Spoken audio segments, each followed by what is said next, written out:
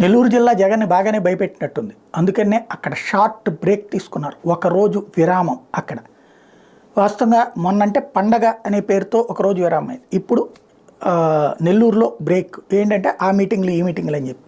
ప్రాక్టికల్గా నాకు అర్థమవుతున్న అంశం ఏంటంటే, క్రిందటిసారి రాయలసీమ జిల్లాలో ఫుల్ హవా, 49 గెలిచారు.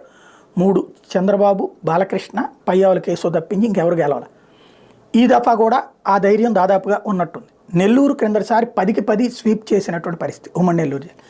ఈ దఫా అక్కడ ఏదైతే వేమిరెడ్డి అటు బలమైనటువంటి అభ్యర్థి కావడం, వేల కోట్ల రూపాయలు ఖర్చు పెట్టగలిగిన వాడు కావడం, అదే సందర్భంలో ఇటు ఆనం కావచ్చు, తర్వాత కోటరెడ్డి కావచ్చు, వీళ్ళు పార్టీలు మారడం, మేక పార్టీని పక్కన పెట్టడం, ఇట్లాంటి కాన్సెప్టుల వలన ఎదురైనటువంటి సమస్యలు ఉన్నాయి.